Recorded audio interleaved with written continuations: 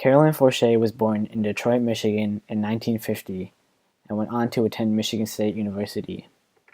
She has since gone on to become a successful poet, translator, editor, and human rights advocate.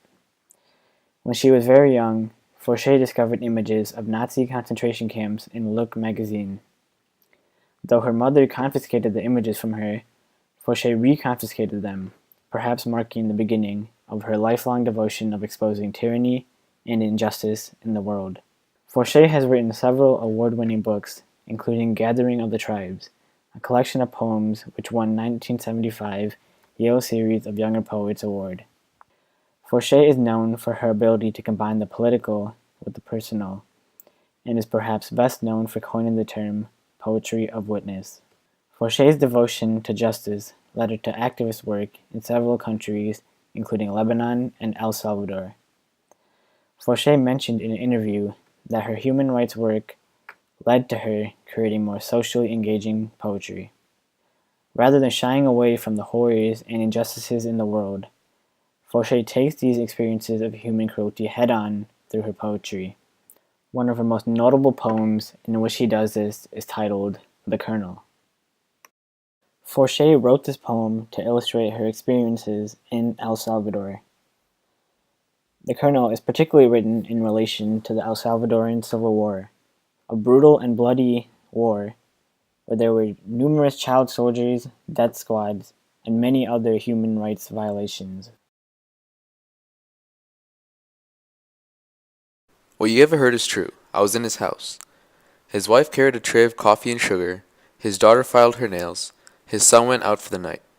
There were daily papers, pet dogs, a pistol on the cushion beside him. The moon swung bare on its back, cored over the house. On the television was a cop show. It was in English. Broken bottles were embedded in the walls around the house to scoop the kneecaps from a man's legs, or cut his hands to lace. On the windows there were gratings like those in liquor stores. We had dinner, rack of lamb, good wine. A gold bell was on the table for calling the maid. The maid brought green mangoes, salt, a type of bread. I was asked how I enjoyed the country. There was a brief commercial in Spanish. His wife took everything away. There was some talk then of how difficult it had become to govern. The parrot said hello on the terrace. The colonel told it to shut up, and pushed himself from the table.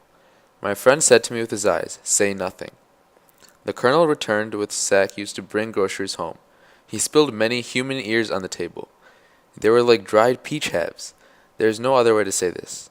He took one of them in his hand, shook it in our faces, dropped it into a water glass. It came alive there. "I am tired of fooling around," he said.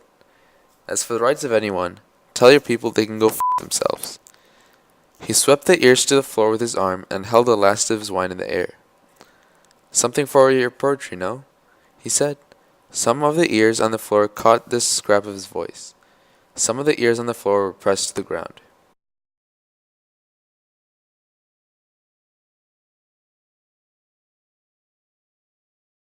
The most apparent aspect of the poem is that it does not contain any stanzas, rhyming, or poetic meter.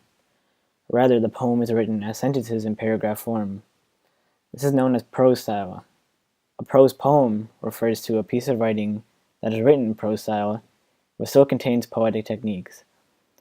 One of the main purposes of prose poetry is to tell a narrative, which is what Forché does in The Colonel. Forché also uses short and concise statements to build tension and report the story in an accurate and unemotional way. The tension is built through the introduction of several images throughout the poem. Tension begins to increase when the pistol is mentioned near the beginning.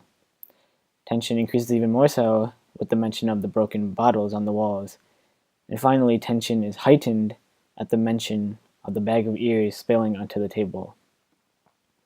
Also, this writing style is specific to Forché, as she coined the term poetry of witness for her style of writing.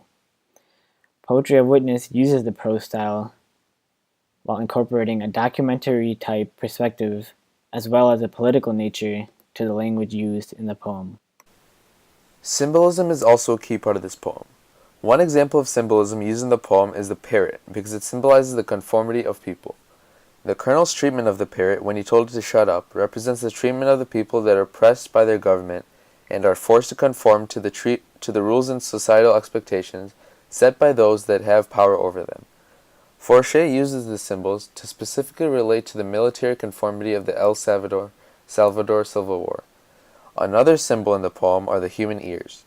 The ears that the colonel brings home are described in detail, and they could represent the victims of the colonel that he keeps as trophies or as keepsakes, and they could represent the colonel's power as well.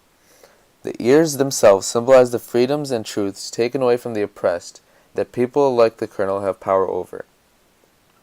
The poem also utilizes an attitude that can be described as an emotionless and dispassionate tone, with the narrator simply relaying the events as they occur without any elaborate thoughts or feelings.